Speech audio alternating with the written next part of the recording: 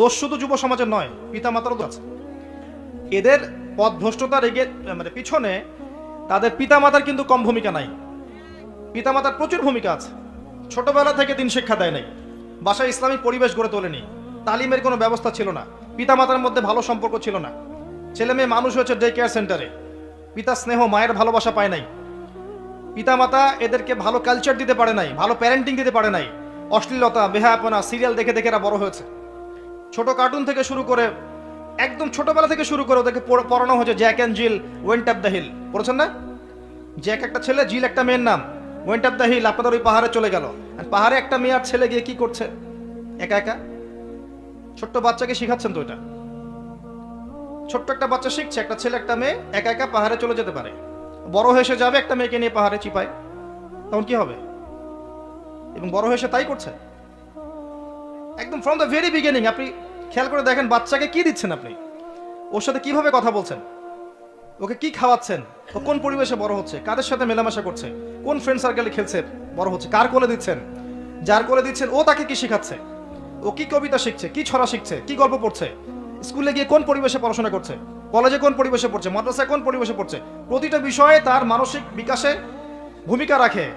এই প্রত্যেকটা বিষয় যদি টু দ্য পয়েন্ট না হয় ওর বিকাশ সঠিক হবে না। এর বাইরে সমাজের অরাজকতা দেখে দেখেও যখন বড় হচ্ছে একটা পর্যায়ে গিয়ে দেখবেন সে পথভ্রষ্ট হয়ে যাচ্ছে, বেলাইনে চলে যাচ্ছে, তখন আপনি হাহুতাশ করছেন, হায় আমার ছেলেটা কি করলো। এর বিপরীতে আপনি না দিচ্ছেন পরিবারে কোনো তালিম, না মাদ্রাসায় পড়াচ্ছেন, না কোরআনের টিচার দিচ্ছেন, হ্যাঁ নাচের টিচার দিচ্ছেন, ললিত কলা শিখাচ্ছেন, অমুক কলা শিখাচ্ছেন, তমুক কলা শিখাচ্ছেন, কোরআন দিচ্ছেন না, ভালো আলেমের সংস্পর্শ দিচ্ছেন না, ভালো পরিবেশে দিচ্ছেন না, দিনই মাহফিলে আসতে দিচ্ছেন না, নামাজ পড়লে টিটকারি মারছেন, দাড়ি রাখলে টিটকারি মারছেন, তারপরে জুব্বা টুপি পাগড়ি পড়লে বলছেন কিরে তুই কি সন্ত্রাসী হয়ে গেলি নাকি, জঙ্গি হয়ে গেলি নাকি, এগুলো বলছেন। তখন এই ছেলে কিভাবে গড়ে উঠবে? তখন যখন এই ছেলেকে একটা পর্যায়ে গিয়ে যখন পথভ্রষ্ট হয়ে যায় তখন হাহুতাশ করেন, হুজুর আমার ছেলের জন্য দোয়া করেন, ছেলেটা আমার তো বেলাইনে চলে গেল, পানি পড়া দেন। পানি পড়া খেয়ে আপনার ছেলে ভালো হবে? পানি পড়া আপনার খাওয়া দরকার আগে।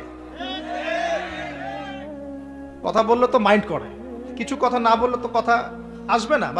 বাস্তবতা এরকম। তো এই পিতা মাতারা পরে হাহুতাশ করে যে আমার সন্তানের কি হলো।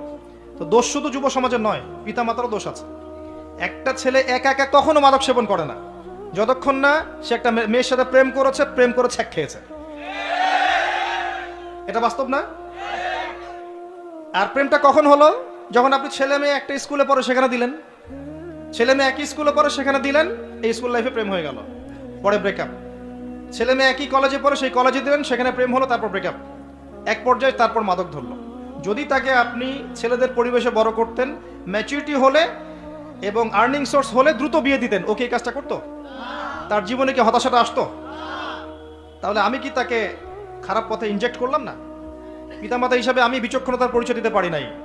মেয়ের ক্ষেত্রেও সেম, মেয়েকে আমরা ওইরকম জায়গায় দিলাম, তখন মেয়ে 15 থেকে 20 বছরের মধ্যে নিজের ইজ্জত হারায় ফেললো। আর একবার ইজ্জত হারায় ফেললে কি মেয়ের ইজ্জত ফিরে পাওয়া যাবে? গত কয়েকদিন আগে ফেসবুকে একটা চিঠি দেখেছিলেন, একটা মেয়েকে জোর করে রেপ করেছে, সে চিঠি লিখেছে, মা আমি আত্মহত্যা করছি। দেখেছিলেন? চোখ দিয়ে পানি আসেনি? ও যদি আপনার বোন হতো, আমার বোন হতো, আমার মেয়ে হতো, আপনার মেয়ে হতো।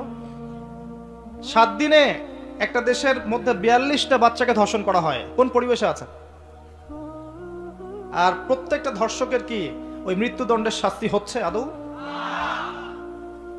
একে তো পর্নোগ্রাফি দেখছে, তারপরে আবার ফ্রি মিক্সিং, তারপরে এগুলোকে আমরা উস্কাচ্ছি, উৎসাহিত করছি, তারপরে বয়ফ্রেন্ড গার্লফ্রেন্ড ট্রেডিশন, আবার প্রেমকে উৎসাহিত করছি বিয়ের আগেই, আবার বিয়েকেও কঠিন করছি, তার উপর আবার জেনা হচ্ছে।